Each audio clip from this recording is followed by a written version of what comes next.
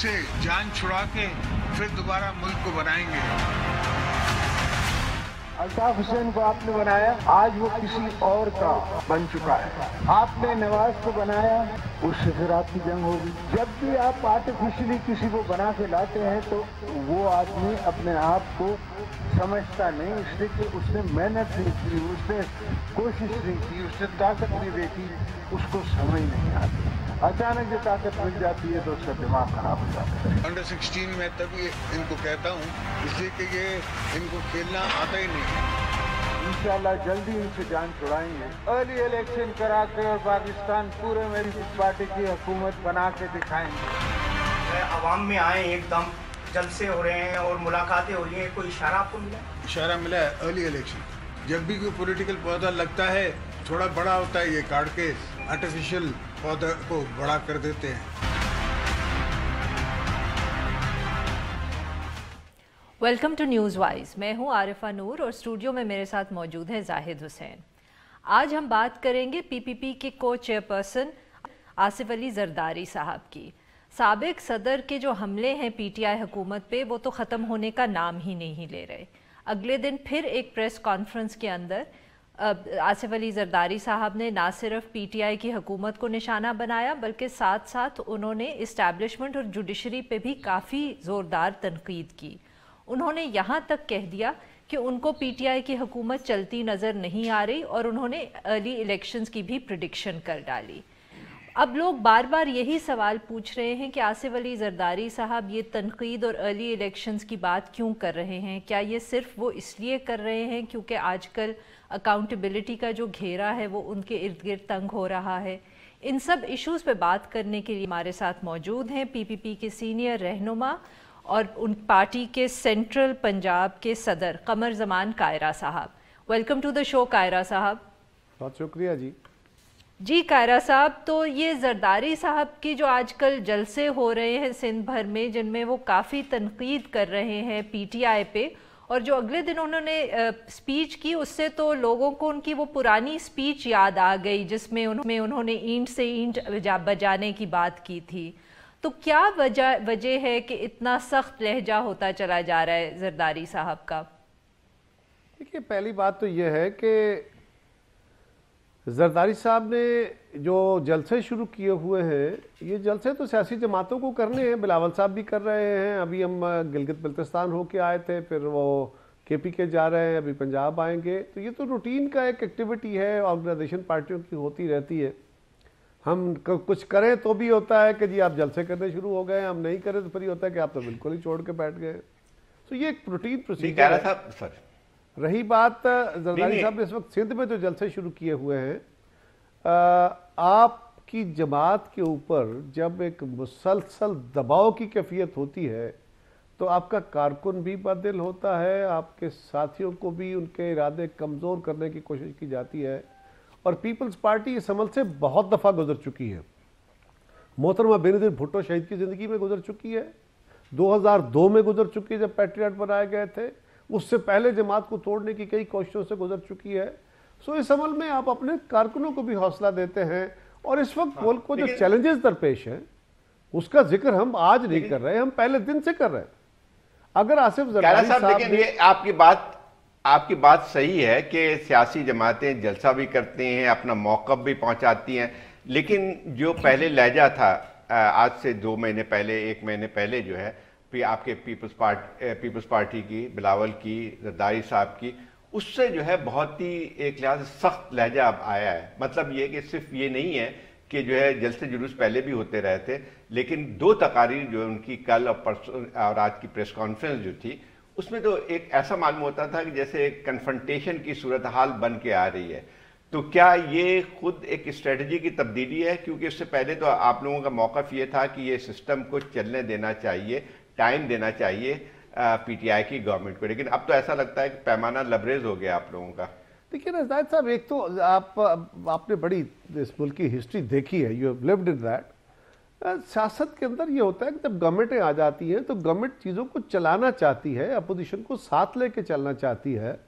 और अगर अपोजिशन के खिलाफ कोई केसेस हैं तो वो केसेस अपनी जगह, नैब अपनी जगह काम कर रहा है, अदालतें अपनी जगह कर रही हैं, करें। हम तो हर इन्वेस्टिगेशन को फेस करते रहे। उस दौर में भी ये अदालतों को फेस करते रहे, इन्वेस्टिगेशन को फेस करते रहे, जब टोटली बायस था सब कुछ हमारे खिलाफ। तो हम उससे तो मुफर नहीं, लेकिन अगर हुकूमत वक्त हर वक्त गालियां ही देती रहे, अपोजिशन को सिर्फ एक ही लफ्ज उससे आता हो, हर एक बंदा फर्ज करे किसी को चोर चोर डाकू डाकू हर वक्त कहे और छोटे ना कहें, घर का बड़ा भी कहना शुरू करे और एक ही जबान इस्तेमाल करता जाए, तो कितना अरसा? आखिर में इंसान का टॉलरेंस लेवल होता है, कुछ ना कुछ तलखी उसमें आ जाती है। मगर लेकिन हम बार बार ये भी कह रहे हैं, एक मिनट, हम ये भी कह रहे हैं कि हम सिस्टम डिस्टेबलाइज नहीं करना चाहते। ये पीपल्स पार्टी की तारीख है जाहिद साहब कि मोहतरमा बेनज़ीर भुट्टो शहीद ने कभी भी, हालांकि उस वक्त चाहती तो उस अपने दौर में भी वो इस तरह हुकूमतों को डिस्टेबलाइज कर सकती थी, उन्होंने नहीं किया। पीपल्स पार्टी चाहती तो ये असेंबली वजूद में ना आती। जब 25 को इलेक्शन हुआ, 26 को जब मुस्लिम लीग, मौलाना फजलुर रहमान, ANP, बाकी जमातों बैठ के ये मशवरा किया कि इस असेंबली में धांधली बहुत हुई, लिहाजा इस असेंबली का बायकॉट कर दिया जाए। तो अगर पीपल्स पार्टी फौरन आगे बढ़ के सबको कायल न करती और उनकी आवाज में आवाज मिलाती तो असेंबली फारग हो जाती। जी कायरा साहब, वो तो सब सही है और हम बिल्कुल उसको डिनाई नहीं कर रहे कि पीपीपी की क्या कंट्रीब्यूशन रही है माजी के अंदर भी और ये जो 2018 के जनरल इलेक्शन हुए इसके फौरन बाद भी। मगर जो स्पीच की है जरदारी साहब ने, उसमें उन्होंने फिर इस्टेब्लिशमेंट की गुफ्तगू की, उन्होंने फिर वो पुरानी अपनी जो एक स्पीचेस थी उनको याद दिला दिया हमें ये कह के कि 3 साल के टेन्योर के लिए कुछ लोग आते हैं और उन्होंने कहा जो दरख्त लगाती है इंस्टीट्यूशंस जो दरख्त लगाते हैं वो उनको खुद ही काट देते हैं। और इस तरह की जो उन्होंने गुफ्तगू की वो कुछ अरसे के बाद हमें अब सुनने को आई है, क्योंकि बीच में आपकी जमात का जो सारा फोकस था वो PTI पे था, मगर अब फिर इस्टेब्लिशमेंट, जुडिशरी, उनकी तरफ उन्होंने उंगली उठाई है। तो लोग जानना चाहते हैं कि इसकी क्या वजह है। देखिए, पहली बात तो यह है कि पीपल्स पार्टी शुरू से आईनी हुक्मरानी और आईनी तरीकाकार की बात करती है। हमारी शक्ल किसी को अच्छे लगे ना लगे, हमारा आर्गूमेंट किसी को अच्छा लगे ना लगे, लेकिन पीपल्स पार्टी हमेशा से ये बात कहती है कि जो आइन के अंदर ट्राइकॉटमी ऑफ पावर है उसके मुताबिक रियासत को चलाएंगे, सारे रियासती इदारों की ग्रोथ होगी और ये नेचुरल फिनोमेना के तहत आगे बढ़ेंगे। अपने कंट्राडिक्शंस अंदरूनी होगी, उस तजादात के साथ ग्रो करेंगे जिस तरह दुनिया में डेमोक्रेसी ग्रो की है, तभी हमारा एक बेहतर मुआशरा बन पाएगा। हम फौज के सियासत के अंदर मुदाखलत माजी में भी उसके खिलाफ रहे, आज भी उसके खिलाफ है। हम अदलिया की मुदाखलत के माजी में भी खिलाफ रहे, आज भी खिलाफ है। इन दोनों इदारों को जिनके साथ आप तसादम की बात करें, कोई तसादम नहीं है। हम हमेशा से अदलिया को मजबूत करने के लिए कोशिश रहे, हमने हमेशा इस मुल्क के दिफा को मजबूत किया। मियाँ नवाज शरीफ साहब 5 आर्मी चीफ से लड़े हैं, वो अदलिया के ऊपर हमलावर होते रहे हैं, उन्होंने चीफ जस्टिस को बड़े बुरे तरीके से निकाला था। पीपल्स पार्टी की तारीख ऐसी नहीं है, लेकिन ये कहना कि जी आपने बहुत सारे तजर्बे कर लिए, एक घर के बड़े का, एक मुल्क के बड़े का, एक जमात के सरबराह का, ये कहना कि आपने जो कुछ कर लिया, बहुत तजर्बे हो गए। लेकिन कायरा साहब इसमें एक और बात छोटी सी जायद साहब एक बात मेरी रहेगी, गुजारिश ये है कि हमने बड़े तजर्बे कर लिए, सियासतदान बड़े खराब है, ओके, सियासतदानों की हुकूमतों को ठीक करके चलाना चाहिए, चले जी, ये भी एक आर्गूमेंट आ गया। क्या हमने इस मुल्क के अंदर मिक्स्ड गवर्नमेंटें नहीं चलाई? क्या हम प्योर फौजी हुकूमतें चला के नहीं देख सके मार्शल लॉ की सूरत में? तो क्या हो गया? क्या उन दौरों में करप्शन नहीं हुई? क्या करप्शन से नए लोग, बड़े बड़े टाइकून नहीं पैदा हुए? क्या सियासत के अंदर नई गलत जेस्टें नहीं आई? इसी पे सर छोटी सी बात आती है, यही बात जनरल मुशर्रफ के दौर में हुई। क्या हुआ? फिर हमने जुडिशियल एक्टिविज्म इफ्तिखार चौधरी साहब की सूरत में भी देखा और आज भी देख रहे हैं, तो रिजल्ट क्या है? क्या उससे बेहतरी आ गई? बिल्कुल सही, आप सही कह रहे हैं, ये आपकी तारीख की जो बता रहे हैं बिल्कुल। लेकिन इसमें आप दो चीजें हैं, क्या आप समझते हैं कि एस्टेब्लिशमेंट की स्पेस बढ़ गई है जिसपे अब पीपल्स पार्टी को ये एहसास हो रहा है, जो ज्यादा बात हो रही है वो यही है कि कठपुतली हुकूमत, ये बार बार जो अल्फाज इस्तेमाल हो रहे हैं, तो इसका क्या मतलब आप लोग समझते हैं कि सिर्फ ये कोई इस हुकूमत को चला रहा है? एक तो ये बात हुई, दूसरी बात ये कि पहली दफा जरदारी साहब ने ये अंदिया दिया है कि कोई अर्ली इलेक्शन होने जा रहे हैं और उन्होंने जो अपनी प्रेस कॉन्फ्रेंस में जो बात की, उन्होंने कहा मुझे ये इस किस्म के वो मैसेजेस मिल रहे हैं। तो ये क्या मैसेजेस कहां से मिल रहे हैं? सर पहली गुजारिश तो ये है کہ جو بات زرداری صاحب نے یہ ارلی الیکشن کی کہی ہے، یہ انہوں نے کہا کہ خود گورنمنٹ نے کہا نا، پرائم منسٹر نے کہا کہ ہم جلدی الیکشن کرا سکتے ہیں. پھر سیاستدان کا کام یہی ہوتا ہے زاہد صاحب کہ وہ آنے والے وقتوں کو پڑھ رہا ہوتا ہے، اس کو کنٹرڈکشن، اس کو حالات نظر آ رہے ہوتے ہیں، اور یہ گورنمنٹ تو روز اپنے لیے کھڈے کھودتی ہے، روز اپنے لیے نئے سامان پیدا کرتی ہے اور ملک کو مشکلات کا شکار کرتی ہے. ہم تو کہہ رہے ہیں کہ اس گورنمنٹ کو چلنا چاہیے، لیکن یہ گورنمنٹ اگر خارجہ پالیسی میں، اگر داخلہ پالیسی میں، اگر اکانومی میں، اگر فیڈریشن کے حالات کو دیکھتے ہوئے اگر آئین کے اوپر بھی حملہ آور ہوتے چلے جائیں تو پھر کیا ان کو اتنی کھلی چھوٹ دے دی جائے گی؟ ہم یہ کہہ رہے ہیں ہم کر سکتے ہیں، ہم کرنا نہیں چاہتے، ہم کر سکتے ہیں. لیکن زاہد صاحب گزارش یہ ہے، آصف زرداری صاحب کے لہجے میں تلخی ضرور ہے، لیکن اس تلخی کس بات کی ہے؟ وہ تلخی ہے کہ درست تناظر میں رہنا چاہیے.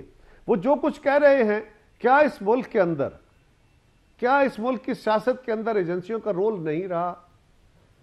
کیا عدلیہ کے رول سے آپ سارے متفق ہیں؟ مجھے جج صاحبان کا، چیف جسٹس صاحب کا بہت احترام ہے، مجھے اپنی فوج کا بہت پیار، بڑی محبت ہے، لیکن ان کو بھی یہ سوچنے کی ضرورت ہے کہ ہم جتنے تجربے کر چکے، تجربات سے فائنل آؤٹ کم آیا کیا؟ بینیفٹ ہوا ہے یا نقصان ہوا ہے؟ اگر نقصان ہوا ہے تو پھر اس راستے پہ چلیے جو دنیا کا آزمودہ کامیاب طریقہ ہے. So we'll just take a short break and we'll be right back. Stay with us.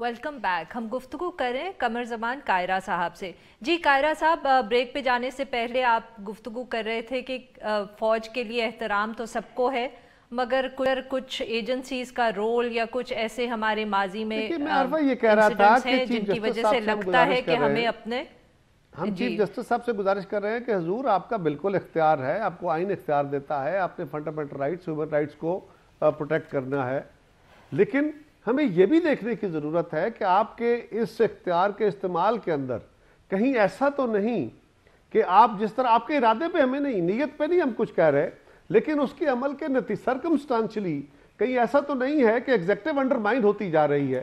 لوگوں کے ذہنوں میں اگر یہ تاثر آ جائے کہ جی سیاسی حکومت اور آپ کی ایگزیکٹو اتھارٹی بالکل ہے ہی کسی قابل نہیں، تو کیا چیف جسٹس کا اکیلا ایک آفس اس سارے ملک کو رن کر پائے گا؟ اس ملک کے سارے مسائل حل کر پائے گا؟ لیکن ایک اور چیز آتی ہے، دیکھیں آرگومنٹ ذرا ختم کر دینے دیجئے. گزارش یہ ہے کہ ہم صرف اتنا کہہ رہے ہیں کہ آپ اپنے اختیار کو جس طرح استعمال کرنا چاہیے آپ سجیشن دے سکتے ہیں، آپ کال کر کے سمن کر کے انسٹرکشن پاس کر سکتے ہیں، آپ ڈائریکشن دے سکتے ہیں، جو کرنا چاہیں ضرور کیجئے. لیکن اگر آپ جا کے خود چیزوں کو انسپیکٹ کریں گے، ٹیک اوور کر لیں گے تو یہ مناسب نہیں ہوگا، اس سے اتھارٹی انڈرمائن ہوگی. یہ ہمارا خیال ہے. اگر میجورٹی کا خیال نہیں ہے بسم اللہ. دوسری گزارش یہ ہے کہ آرمی کو بھی ہم یہ کہہ رہے ہیں نا، اسٹیبلشمنٹ کے ساتھ ہمارا کیا کوئی جھگڑا تو ہے نہیں، ہم تو سمپل گزارش کر رہے ہیں کہ بڑے تجربے ہو چکے گملوں میں پودے لگا کے لیڈر پیدا کرنے کے ہوئے ہیں نا. آپ اس بات انکاری ہیں؟ کیا ایسا نہیں ہوا؟ میں انکاری نہیں ہوں. آپ کی بات اس کو تھوڑا سا میں اس پہ آپ سے ایک چیز کہنا ہمارا صرف ہمارا مقصد صرف یہ ہے کہ اس عمل کو نہیں، میں صرف یہ پوچھنے کا کہ آپ کو لگتا ہے کہ اب ایجنسیاں زیادہ ایکٹیو ہیں، زیادہ جو ہے اسپیس مل گئی ہے، جو کہ آپ دیکھتے ہیں کہ 2008 میں تبدیل ایک لحاظ سے جو ہے جمہوری حکومت قائم ہوئی فوج، تو یہ جو اب جو یہ ایک کنسرن ظاہر کیا جا رہا ہے، تو آپ سمجھتے ہیں کہ جو ہے ملٹری کا جو ہے عمل دخل سیاست میں زیادہ بڑھ گیا ہے؟ ایک تو یہ بات، پھر پیپلز پارٹی کی اندرونی سیاست کے حوالے سے بلاول زاہد صاحب گزارش ہے، جب پاکستان کی سیاسی جماعتیں، مسلم لیگ کہہ رہی ہے، پیپلز پارٹی کہہ رہی ہے، اے این پی کہہ رہی ہے، باقی جماعتیں بہت ساری جماعتیں کہہ رہی ہیں، مسلم جماعت اسلامی کہہ رہی ہے، سب جماعتیں کہہ رہی ہیں کہ جناب یہ جو ایک حکومت کو یا ایک جماعت کو سپورٹ کیا جاتا ہے یہ نہیں ہونا چاہیے، اس سے نقصان ہو رہا ہے اداروں کا بھی، ہماری ایجنسیوں کا بھی، اور ہم آؤٹ کم صحیح نہیں لے رہے. اگر ہمارا یہ خیال ہے کہ اس سے ہم نیب کے ادارے کو مضبوط کر لیا ہے تو نیب بہتر پرفارم کرے گا، تو نیب کے اوپر آج پھر چیف جسٹس صاحب جو ہیں اور ہماری عدلیہ جو ہے، اعلیٰ عدلیہ جو ہے قابل احترام، وہ کہہ رہے ہیں کہ جناب نیب کی پرفارمنس درست نہیں ہے. اسی طرح باقی اداروں کو بھی دیکھنے کی ضرورت ہے. سو ہم سارے اداروں کی ایک بیلنس گروتھ لے کے چلیں، اور سیاستدانوں کے اندر خامیاں ہیں، ان کو پبلک اکاؤنٹیبلٹی، زاہد صاحب یاد رکھیے، جب تک پبلک اکاؤنٹیبلٹی لوگوں کو ہم اویئر نہیں کریں گے اور لوگ کھڑے نہیں ہوں گے، دنیا میں قانون سے زیادہ پبلک کا پریشر جو ہے وہ سیاستدان کو، قائرہ صاحب، یہ جو پبلک اکاؤنٹیبلٹی کی آپ نے بات کی اور لوگوں کے پریشر کی بات کی، تو پھر ذرا تھوڑی سی بات ہم پی پی پی کی پنجاب میں نہ کر لیں. وہاں ہمیں یہی نظر آتا ہے کہ پبلک اکاؤنٹیبلٹی کی وجہ سے ہی آپ کی پارٹی کی پنجاب کے اندر پرفارمنس بالکل ختم ہو گئی ہے. اس کے بارے میں آپ کی پارٹی کی کیا سوچ ہے؟ ابھی پچھلے بائی الیکشن میں پھر آپ نے پی ایم ایل این کو سپورٹ کر دیا، آپ نے اپنا کینڈیڈیٹ کھڑا نہیں کیا. دیکھیے، جب آپ اپوزیشن میں بیٹھے ہوتے ہیں تو آپ کو بہت سارے فیصلے ایڈجسٹمنٹس میں کرنے پڑتے ہیں. یہ بائی الیکشن کے اندر ایسی چیزیں کرتے رہتے ہیں، یہ کوئی اچنبے کی بات نہیں ہوتی. مگر اس کی وجہ سے آپ کی اپنی سپیس ختم ہو رہی ہے اس صوبے میں قائرہ صاحب. وہ شاید میں بہتر جانتا ہوں کہ مجھے کیا فیصلہ نہیں، آپ ہمیں بتائیں. ہم یہ نہیں کہہ رہے کہ ہم بہتر جانتے ہیں، ہم سمجھنے کی کوشش کر رہے ہیں. میں گزارش کر رہا ہوں نا کہ وہ فیصلے کچھ ایسے ہوتے ہیں جو میں حالات کے تحت کرتا ہوں، ایک سیاسی کارکن کے طور پر مجھے کرنے پڑتے ہیں. یقیناً اس کے فوائد بھی ہیں، اس کے نقصانات بھی ہیں، تو وہ دونوں پروز اینڈ کونس دیکھ کے کچھ فیصلے کیے جاتے ہیں. ہو سکتا ہے وقت ان کو اچھا پروو کرے، ہو سکتا ہے وہ غلط پروو ہو جائے. لیکن ہیونگ سیڈ دس، گزارش یہ ہے کہ آئیے، آپ کے پاس وقت نہیں ہوگا. جو آصف زرداری صاحب کا اور پیپلز پارٹی کا 5 سالہ دور جس کو ڈرم بیٹ کیے گا، ڈرم بیٹ کہ جی ملک برباد کر دیا، خراب کر دیا، تباہ کر دیا، فلان کر دیا، کچھ نہیں کیا جی پیپلز پارٹی نے. میں چیلنج کرتا ہوں روز بیٹھ کے، اب آپ کے چیلنج کے ذریعے بھی کر دیتا ہوں. زاہد صاحب میرے لیے بہت قابل احترام ہیں، میں بڑی عزت کرتا ہوں. میں ان کو بھی گزارش کرتا ہوں کہ آپ ایک مذاکرہ، ایک پروگرام رکھیے اور اس میں میرے سب سے بڑے ناقدین کو، چینل والوں کو بھی بلا لیجئے، گورنمنٹ والوں کو بھی بلا لیجئے، اور میں بیٹھ کے بتانا چاہتا ہوں کہ میری گورنمنٹ نے کیا کیا. میں ڈیفینڈ کروں گا اور میں بتاؤں گا کہ میں نے کس طرح ٹوٹتے بکھرتے پاکستان کو سنبھالا تھا. میں بتاؤں گا کہ میری گورنمنٹ نے کس طرح ایک فوڈ انسفیشینٹ یا فوڈ ڈیفیشینٹ کنٹری کو فوڈ ڈیفیشینٹ بنایا تھا. میں بتاؤں گا کہ کس طرح ہم نے 19 بلین سے اس ملک کی ایکسپورٹ 25.5 ارب لے کے گئے تھے. میں بتاؤں گا کہ دہشت گردی کا شکار ملک ہم نے کس طرح سنبھالا تھا. آپ یقیناً ہونا چاہیے، اس مذاکرات میں ہونا چاہیے، لیکن ایک سوال اور بھی آتا ہے پیپلز پارٹی کی اپنی سیاست کے حوالے سے. تو اب جو ہے کیا یہ لگتا ہے ہمیں کہ جو ہے اب پیپلز پارٹی اور پی ایم ایل این کے درمیان جو ہے وہ تعاون بڑھتا چلا جا رہا ہے، اور یا بڑھتا آگے چل کے آپ سمجھتے ہیں کہ زیادہ تعاون بڑھے گا، ان کا کوئی متحدہ محاذ بننے کی بات طرف جاری ہے؟ دوسری ایک اور بات بھی آتی ہے کہ بلاول زرداری صاحب کے حوالے سے، جی بلاول زرداری صاحب کے پہلا سوال مجھ پہ چل رہا تھا نا، میں ذرا اس کا ایک چھوٹا سا حصہ جواب دے لوں. گزارش یہ ہے کہ ہم پیپلز پارٹی پنجاب کے اندر، یہاں پہ عمران خان صاحب کو بھی بڑا طاقت ملی، یہاں پہ ملائیت کو بڑی طاقت ملی، اور ملائیت کو جو طاقت ملی ہے وہ آپ سے چھپی ہوئی نہیں ہے، وہ اچانک کہیں پیدا نہیں ہو گئے، وہ نیچرل گروتھ نہیں ہے، وہ گروتھ کرائی گئی ہے. اور میڈیا کے اندر ہمارے خلاف ایک یلغار ہوئی ہے. یہاں پہ مسلم لیگ اور پی ٹی آئی دونوں کو ایک فورسز کے شو کر کے پیپلز پارٹی کو لیڈرشپ کو ٹارگٹ کر دیا گیا، مارجنلائز ہو گئے، برا وقت آ گیا، اس سے ہم نکلیں گے انشاءاللہ تعالیٰ. وہ بلاول صاحب لیڈ کرنے نکلے ہیں اور ہم مشکل اوقات سے پہلے بھی فائٹ کرتے رہے، اب بھی فائٹ کریں گے. اب میں زاہد صاحب آپ کے سوال کی طرف آتا ہوں. عرض یہ ہے، آپ ذرا تھوڑا ریپیٹ کر دیں گے میں سوال تاکہ اس کو پراپر ریپلائی کر سکوں. نہیں، لگتا ہی ہے کہ جو آپ لوگوں کی جو ہے چیزیں نظر آ رہی ہیں اس میں یہ لگتا ہے کہ آپ پیپلز پارٹی اور پی ایم ایل این کے درمیان تعاون بڑھتا ہوا نظر آ رہا ہے. کیا آپ سمجھتے ہیں کہ کوئی آئندہ چل کے کوئی ان دونوں پارٹیوں کے درمیان اور پارٹیوں کے درمیان کوئی متحدہ محاذ بننے جا رہا ہے؟ کیونکہ پی ایم ایل این والے بھی یہ کہتے ہیں کہ ہم پیپلز پارٹی کے ساتھ مل کے کسی وقت بھی حکومت کو بھی گرا سکتے ہیں. کیا یہ ممکن ہے؟ وہ کہتے ہیں نا سیاست کے اندر کوئی حتمی بات تو میں نہیں کہہ سکتا، لیکن پیپلز پارٹی اور مسلم لیگ کا دونوں کا متصادم مفاد ہے. بٹ ایک وقت تھا جب ہم نے 2008 میں بھی ہم اکٹھے ہوئے تھے مجبوراً. وہ شعر ہے نا کہ اپنے اپنے بے وفاؤں نے ہمیں یکجا کیا، ورنہ تو میرا نہ تھا اور میں کبھی تیرا نہ تھا. ایسا بھی ہوتا ہے بعض اوقات. سیاست کے اندر حتمی تو نہیں ہے، لیکن ہمارے مفاد، ہمارا نظریہ ایک دوسرے سے بالکل مختلف ہے.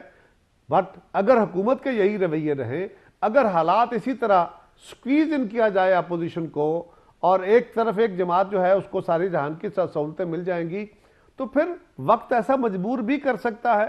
بالکل اس ملک کے اندر محترمہ بینظیر بھٹو شہید بھی تو نوابزادہ نصر اللہ خان اور باقی لوگوں کے ساتھ مل کے, اصغر خان کے ساتھ مل کے ضیاء الحق کو ہٹانے میں مجبور ہوئی تھی. ایک وقت وہ بھی آ گیا تھا, بٹ ابھی اس کے کوئی آثار سامنے شکریہ قاہرہ صاحب, آپ نے ہمارے لیے نکالا. Now we have to take a short break, اور جب ہم بریک سے واپس آئیں گے تو ہم بات کریں گے پاکستان کی نے جو مدد فراہم کی ہے افغانستان میں پیس ٹاکس کے لیے. Stay with us.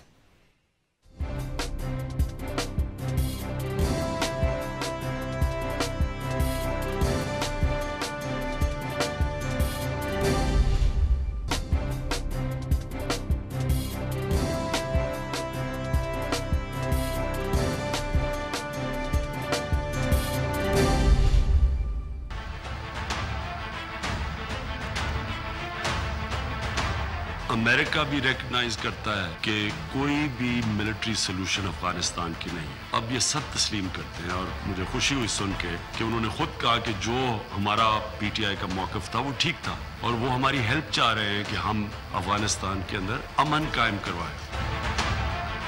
We cannot live in peace if you are not at peace within Afghanistan. Afghanistan is important to Pakistan. We want to contribute. We have suffered together. We only have friendship and love because we feel that our interests are joint and we have to work together.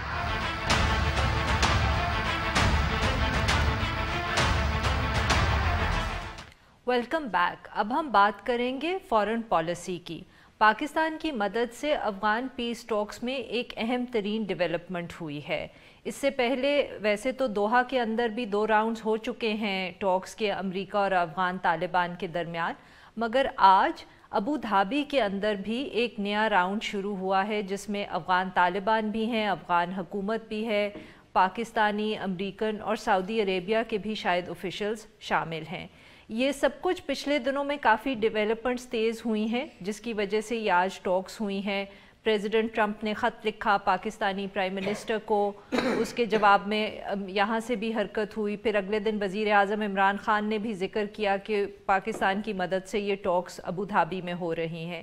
In issues پہ بات کرنے کے لیے ہمارے ساتھ آج موجود ہیں نجم الدین شیخ صاحب جو فارمر فارن سیکرٹری ہیں.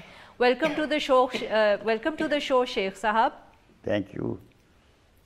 جی سر, تو سب سے پہلے تو آپ ہمیں یہ بتائیں کہ جو دوحہ میں پچھلے دنوں میں ٹاکس ہوئی تھیں اس سے آج کی جو ابو دھابی میں ٹاکس ہیں یہ کس طرح مختلف ہیں؟ اس میں دیکھیے جو علاقائی نمائندے ہیں ان کو شامل کیا گیا ہے, ان نمائندوں کو شامل کیا گیا ہے جن کا طالبان پہ کچھ اثر رسوخ بھی ہے, اور جہاں سے میری اطلاع کے مطابق طالبان وہاں جا کے اپنے لوگوں سے, اور جو وہاں پہ رہتے ہیں پاکستانی ہیں اور کچھ عرب سمپتھائزرز ہیں, وہاں سے وہ پیسے جمع کرتے ہیں, اور اس وجہ سے ان کا تعاون ضروری ہوگا. اگر آپ چاہیں گے کہ اس کو تعاون کی امن کی طرف بڑھا جائے تو سعودی عربیہ اور UAE اس میں ایک اہم کردار ادا کر سکتے ہیں ایز سپلیمنٹری پارٹنرز. مین تو ڈسکشن جو ہے وہ امریکہ ہے, افغانستان ہے, پاکستان ہے, لیکن ان کا ایک سپلیمنٹری رول ہے جو کہ دوحہ میں بھی تھا. جب دوحہ میں ٹاکس ہو رہی تھی تو باہر کا پارٹیسپینٹ صرف دوحہ تھا, لیکن یہاں پہ اب مجھے لگتا ہے کہ کچھ آگے بڑھیں گے. ہماری طرف سے مجھے پتہ نہیں ہے کہ ہمارے وفد میں کون کون شامل ہے, لیکن مجھے یہ یقین ہے کہ جو ہمارے پرائم منسٹر صاحب نے کہا ہے. اس میں ایک چیز جو ہے تھوڑی سی فرق آئی ہے, وہ یہ تھی کہ اس سے پہلے طالبان جو ہیں اس بات میں ان کا یہ تھا کہ وہ کابل حکومت کے ساتھ کوئی بات نہیں کریں گے, اور اسی طرح بھی کچھ کابل حکومت کے بھی جو ہے اپنے کچھ تحفظات تھے کہ جو ہے صرف امریکہ ڈائریکٹ ٹاک نہ کرے بلکہ افغان بھی شامل ہو. تو یہ جو یہ ابو دھابی میں جو میٹنگ ہو رہی ہے تو اس میں جو ہے افغان بھی شامل ہیں اور پھر پاکستان بھی شامل ہے. تو یہ مجھے لگتا ہے یہ ابھی تک تو کوئی اسٹرکچرڈ ٹاکس تو نہیں ہے, لیکن اس میں یہ کہ خود ایک ان لوگوں کا آنا اور میٹنگ میں بیٹھنا, اگر انفارمل میٹنگ بھی ہے تو یہ لگتا ہے کہ طالبان کے اندر کچھ لچک آ رہی ہے ان کی اس مسئلے پہ کہ ہم کہ جو ہے کابل حکومت کے ساتھ بات نہیں کریں گے؟ یہ آپ کا سوال بہت اہم ہے، کیونکہ اور معلوم اس وقت ہوگا کہ اس کی کتنی اہمیت ہے اگر ہمیں پتہ چلے کہ طالبان کے وفد میں کون ہے اور افغانستان کی حکومت کے وفد میں کون ہے۔ طالبان کے وفد میں وہی ہیں، استنگزئی بھی ہیں اور بے خیال ایک دو جو ہیں جو کہ عباس استنگزئی قطر آفس میں ہیں۔ اچھا، اور افغان ڈیلیگیشن میں محسن استنگزئی ہیں یا صلاح الدین ربانی ہیں؟ ان کا ابھی ان کے ڈیلیگیشن کا پتہ نہیں ہے کہ ان میں کون شامل ہیں اس میں۔ ہاں دیکھیے، ہو سکتا ہے افغان ڈیلیگیشن وہ ہو سکتا ہے کہ انہوں نے ہائی پیس کاؤنسل کے لوگ بھیجے ہوں اور طالبان نے کہا ہو کہ ہم حکومتی وفد کے ساتھ بات نہیں کریں گے، لیکن جو نمائندے ہیں ان کا ہمیشہ یہ کہنا رہا ہے کہ ہم سب افغانوں کے ساتھ بات کرنا چاہتے ہیں، سب افغان کے نمائندے ہونے چاہیے۔ تو ان کا یہ رہا ہے اور ہائی پیس کاؤنسل میں کوشش یہ کی گئی ہے کہ ایسے ہی لوگ شامل کیا جائے، اور جو جیسے ماسکو ٹاکس میں ہوئی تھی، ماسکو فورم میں بھی یہی لوگ تھے سارے۔ جی دیکھیے، اس میں اہم چیز یہ ہے کہ یہ بات کرنے کو تیار ہیں، اور اب وہ اس سٹیج پہ پہنچے ہیں، میرے نظر میں اس سٹیج پہ پہنچے ہیں جہاں پہ وہ کچھ کنسیشنز کرنے کو تیار ہوں گے کہ ہم کیا چاہتے ہیں اور افغان حکومت کیا چاہتی ہے۔ ہم بہت بڑی کنسیشن کر رہے ہیں جب ہم حکومت کے ساتھ بات کرنے کو بیٹھے ہیں۔ اب حکومت کو لیکن اس میں نجم الدین صاحب ایک اور صاحب یہ کہ اس میں بات چیت جو پہلے ہوئی تھی، جو خلیل زاد کے ساتھ 2 راؤنڈ ہوئے تھے اس میں قطر میں، تو اس میں ایک چیز اٹکی ہوئی تھی طالبان کی طرف سے جو بات آ رہی تھی، اس میں یہ تھا کہ قیدیوں کی رہائی اور جو ٹریول بین لگے ہوئے ہیں جن کے اوپر ان کو لفٹ کیا جائے۔ تو کیا یہ ممکن ہوگا کہ یہ دونوں جو ڈیمانڈز ہیں طالبان کی، اس کو امریکہ منظور کر لے، کیونکہ اس کے بعد ایک اسٹرکچر ڈائلاگ کا راستہ کھل سکتا ہے؟ اس میں مجھے کوئی خاص دقت نظر نہیں آتی، کیونکہ یہ امریکہ کی طرف سے جو بات چیت میں اور جو انفارمل ڈسکشنز ہوئی میں اس میں واضح ہے کہ وہ پرزنر ایکسچینج پہ بھی تیار ہیں اور بین لفٹ کرنے کے لیے بھی تیار ہیں۔ بین لفٹ کرنا اس طرح بھی ضروری ہے کہ ان کی جو ڈیلیگیشن بنے گی اس ڈیلیگیشن میں لوگ آنے چاہیے جو کہ اثر رسوخ والے ہیں طالبان وفد میں موومنٹ میں، اور ان کے لیے یہ بین لفٹ کرنا ضروری ہوگا۔ یہ چھوٹی چیزیں ہیں اگر آپ یہ کہہ رہے ہیں کہ یہ چیزیں ایک مزیدار چیز تھی نجم الدین صاحب کہ یہ جن پہ بین لگا ہوا ہے ان میں سے جو ہے 2 اشخاص جو ہیں وہ تو انہوں نے ماسکو میں بھی پارٹیسپیٹ کیا، تو ایک لحاظ سے تو آلریڈی وہ ٹریول بھی کر رہے ہیں۔ تو شیخ صاحب، یہ بہت زیادہ بات ہوتی ہے جب بھی یہ ٹاکس ہوتی ہیں کہ افغان طالبان کیا چاہتے ہیں یا کیا نہیں چاہتے اور امریکہ کیا چاہتا ہے، مگر کابل حکومت کے ایسے ٹاکس کے اندر کیا کنسرنز ہو سکتے ہیں اور کیا ڈیمانڈز ہو سکتی ہیں؟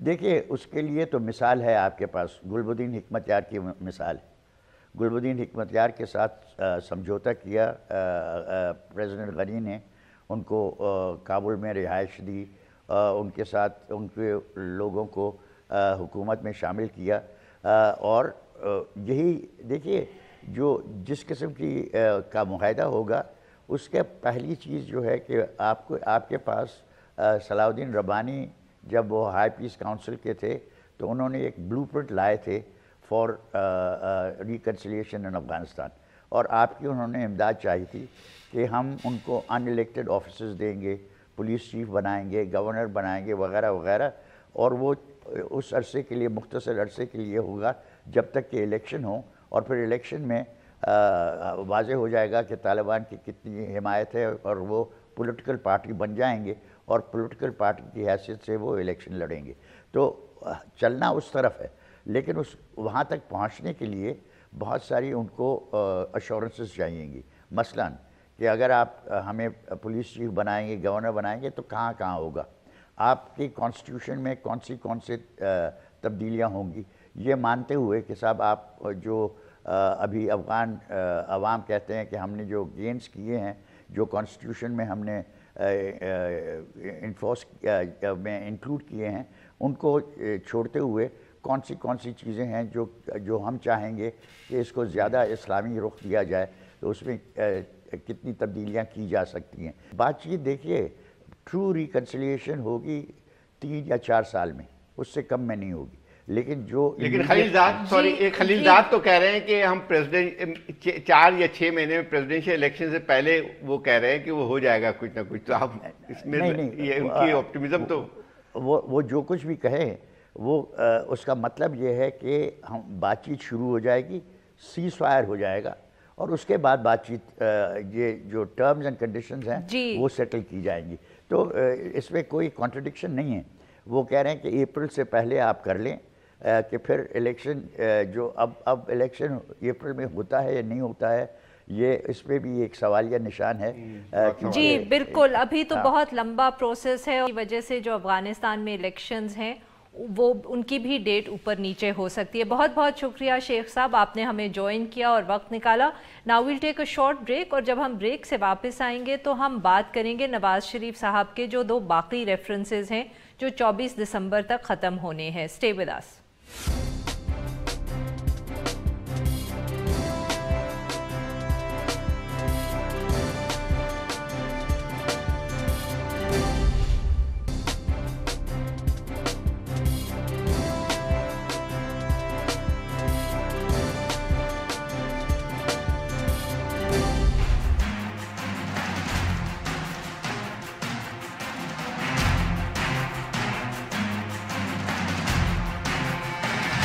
Welcome back. پروگرام کے آخری سیگمنٹ میں ہم بات کریں گے سابق وزیر اعظم نواز شریف صاحب کے جو ریفرنسز اس وقت اکاؤنٹیبلٹی کورٹ میں چل رہے ہیں. ایون فیلڈ ریفرنس کا تو فیصلہ بہت عرصہ ہوا آ گیا, اور اب فلیگ شپ اور العزیزیہ ریفرنسز جو ہیں ان کا فیصلہ, وہ جو کورٹ پروسیڈنگز ہیں وہ 24 دسمبر تک ختم ہونی ہیں کیونکہ سپریم کورٹ نے آرڈر کیا ہے. تو جو اس وقت ڈیفینس کے لائر ہیں خواجہ حارث, وہ اپنے دلائل مکمل کر چکے ہیں, اور اگلے کچھ دنوں کے اندر اب پروسیکیوشن نے جو کاؤنٹر آرگیومنٹس کرنی ہیں صرف وہ رہ گئے ہیں کرنے کو.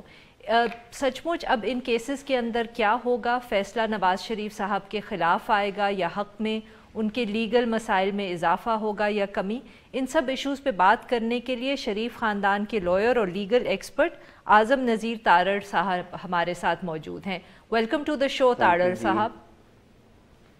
جی تارڑ صاحب, سب سے پہلے تو آپ ہمیں یہ بتائیں کہ یہ جو 2 کیسز اب رہ گئے ہیں ان کے اندر نواز شریف صاحب ہی واحد اکیوزڈ ہیں, مریم نواز صاحبہ تو اس میں شاید انکلوڈیڈ نہیں ہے. جی اس وقت جو ٹرائل فیس کر رہے ہیں وہ میاں نواز شریف صاحب کر رہے ہیں, اور پروسیکیوشن نے ان دونوں کیسز میں ان کے جو بیٹے ہیں حسین نواز اور حسن نواز ان کو ارے آف ایکیوزڈ میں رکھا, اور ان کے بارے میں انہوں نے پروسیڈنگ شروع کر کے تو ان کا کیس سیپریٹ کر دیا. اس وقت جو ٹرائل کنکلوڈ ہونے جا رہا ہے وہ میاں محمد نواز شریف صاحب کی حد تک ہے. اور اسینشلی جو الزام ہے لے ٹرمز میں اگر میں یہ کہہ سکوں کہ وہ یہ ہے کہ نواز شریف صاحب کے جو دونوں بیٹے تھے وہ ٹیکنیکلی ان کے ڈیپینڈنٹ تھے, اور یہ جو کمپنیز ہیں یہ ان بیٹوں کے نام نواز شریف صاحب نے بے نامی میں رکھی ہوئی تھیں. بالکل ایسا ہی ہے جی. اور اس کے لیے سپریم کورٹ نے جب وہ بڑا کیس سنا جو پیناما پیپرز کے بارے میں تھا تو اس میں انہوں نے کہا کہ ہمیں بادی النظر میں یہ لگتا ہے کہ اس معاملے کی چھان بین کے لیے انویسٹیگیشن اور پھر ٹرائل کی ضرورت ہے, اور ساتھ جو کہ قانون کی منشا بھی ہے, انہوں نے کہا کہ ان مقدمات کا فیصلہ ٹرائل کورٹس کریں گی on the basis of evidence produced before the courts. لیکن انہوں نے ایک اور بات بھی کی تھی تارڑ صاحب, چیف جسٹس نے کل, وہ کتنی اہمیت ہے آپ لوگوں کے لیے. انہوں نے کہا کہ جو فیصلہ سپریم کورٹ نے پہلے نواز شریف صاحب کی نااہلی کے متعلق کیا تھا تو اس میں جو کامنٹس تھے یا جو فیصلے میں جو اندراج تھا اس کا اثر اس پہ نہیں پڑے گا, یعنی یہ خاصا ایک سگنیفیکنٹ بیان ہے. دیکھیے زاہد صاحب, یہ سیٹلڈ لا ہے. جو کرمنل پروسیڈنگز ہیں نا جی, ان میں کچھ چیزیں جو ہیں وہ بڑی ڈسٹنکٹیولی نظر آتی ہیں, اور جو ایک بہت بڑا فرق رکھا گیا ہے کرمنل پروسیکیوشن میں وہ ہے کہ کرمنل کیس نے ڈیسائیڈ ہونا ہوتا ہے on the basis of evidence and material produced before the trial court, جہاں پہ ٹرائل چل رہا ہے. کوئی دی گئی شہادت چاہے وہ سپریم کورٹ میں ہو، چاہے وہ ہائی کورٹ میں ہو، چاہے کسی اور فورم پہ ہو، وہ قابل ادغال ایڈمیزیبل ایویڈنس نہیں ہے اور وہ کنسیڈر نہیں ہوگی۔ آپ کو یاد ہوگا کہ جب پیناما پیپرز والا کیس ڈیسائیڈ ہوا فیز 1 میں، تب کہا گیا کہ تفتیش کی ضرورت ہے اور وہ 3-2 کا فیصلہ آیا۔ پھر جب اسے فائنلی ڈسپوز آف کیا گیا تو انہوں نے کہا کہ اب یہ رپورٹ آئی ہے جو کہ بادی نظر میں افینسز کا ڈسکلوئر کر رہی ہے، جے آئی ٹی کی رپورٹ کے بارے میں آپ کہہ رہے ہیں۔ اس کے بعد انہوں نے کہا کہ اب یہ ٹرائل میں جانا چاہیے مقدمہ، اور یہ ٹرائل کورٹ ڈیسائیڈ کرے گی۔ یہ چیف جسٹس صاحب نے کہا، بہت اچھی بات، لیکن یہ قانون کی منشا ہے کہ ارلیئر پروسیڈنگز جو تھی وہ ٹرائل کورٹ کا حصہ نہیں ہے۔ جی تاڑر صاحب، ایک very quick question about the trial جو اس وقت چل رہا ہے، تو بیسکلی الزام جو ایز آئی سیڈ وہ بے نامی جائیدادوں کا ہے، مگر جو خواجہ حارث صاحب میرے خیال میں آرگیو کرتے رہے ہیں وہ یہ ہے کہ پروسیکیوشن نے یہ پروو نہیں کیا کہ جو حسن اور حسین تھے وہ دادا کے نہیں بلکہ ابا کے ڈیپینڈنٹس تھے۔ بالکل، یہ ایک مین سٹے ہے شروع سے، اور یہ بات سپریم کورٹ کی پروسیڈنگز میں بھی کہی گئی، یہ بات جو جے آئی ٹی کو بھی بتائی گئی، اور پھر ٹرائل میں دیکھیے ایک مسکنسیپشن ہے ہمارے ہاں، یہ کہا جاتا ہے کہ جو اکاؤنٹیبلٹی لاز ہیں ہمارے، ان میں اونس ملزم کے اوپر ہے۔ پروویژن موجود ہے جو کہتی ہے کہ بادی النظر میں جو مقدمہ قائم کرنا ہے وہ پروسیکیوشن نے کرنا ہے، اور اگر پروسیکیوشن پرائما فیشائی کیس ڈسکلوز کرے گی تو مناسب حد تک اس کو ثابت کرے گی تو پھر برڈن شفٹ ہوگا۔ اور اس کے بارے میں ہائی کورٹس کے اور سپریم کورٹ آف پاکستان کے پچھلے 16-17 سال میں بے تحاشا مقدمات آئے جس میں انہوں نے یہ لا اب یہ سیٹل کر دیا ہے کہ جو برڈن آف پروف ہے وہ سٹریٹ اوے شفٹ نہیں ہوتا، اور یہ سنہرا جی تاڑر صاحب، مگر مسئلہ یہ ہے، میں آپ کی بات کاٹ رہی ہوں، بٹ مسئلہ یہ ہے کہ آپ لوگوں نے ڈیفینس نے ایون فیلڈ ریفرنس میں بھی اسی طرح کے آرگیومنٹس دیے، مگر جج صاحب کو نہیں لگا کہ آپ کے آرگیومنٹس کافی تھے، اور ان کو یہی لگا کہ جو پروف تھا وہ شاید اسٹیبلش کر دیا ہے پروسیکیوشن نے، کیونکہ فیصلہ آپ کے خلاف آیا۔ تو ادھر کیا ایکسپیکٹیشنز ہیں؟ اچھا، ایک اور تھوڑا اس میں اور ایڈ کر دوں میں کہ اس میں جو آپ کو جو ہے ریلیف دیا ہے اسلام آباد ہائی کورٹ میں پہلے ایونٹ فیلڈ کے، اس کا کتنا اثر پڑتا ہے؟ نہیں زاہد صاحب، دیکھیے وہ کیونکہ اب سب جوڈس میٹر ہے تو اس پہ ہم زیادہ لمبی بات تو نہیں کریں گے، لیکن جو حقائق ہیں وہ سب کے سامنے ہیں کہ ایون فیلڈ کی جو ججمنٹ ریلیز کی گئی اس کے اوپر بے تحاشا اعتراضات اٹھائے گئے، اپیل کی فائلنگ کے ٹائم پہ بھی، آپ کے میڈیا کے حوالے سے بھی جب بھی لیگل ایکسپرٹس بیٹھے تو انہوں نے کہا کہ سمجھ سے بالا تر ہے یہ فیصلہ کس طرح سے کیا گیا ہے، اور یہی وجہ تھی۔ دیکھیے جو سسپینشن آف سینٹینس جسے سزا کی معطلی کہتے ہیں، وہ بڑا ایکسٹراڈنری ریلیف ہے اور صرف اس وقت دیا جاتا ہے جب ججمنٹ جو کہ کورٹ کے سامنے ہے وہ بادی النظر میں ڈیفیکٹیو نظر آئے اور وہ اگینسٹ دا فیکٹس اور لا نظر آئے اور وہ چیزیں فلوٹ کر رہی ہوں جو اس میں کمیاں، کوتاہیاں، خامیاں ہیں، تو اسی وجہ سے ان کی سزا جو ہے وہ بالکل صحیح تاڑر صاحب۔ یہ تو مگر اب اس کے اوپر تو خیر سپریم کورٹ کا بھی شاید آنے کو ہے، کیونکہ انہوں اپیل کی ہوئی ہے نیب نے سسپینشن کے خلاف سپریم کورٹ میں۔ آج کے لیے بس اتنا ہی۔ Well now be back tomorrow at the same time.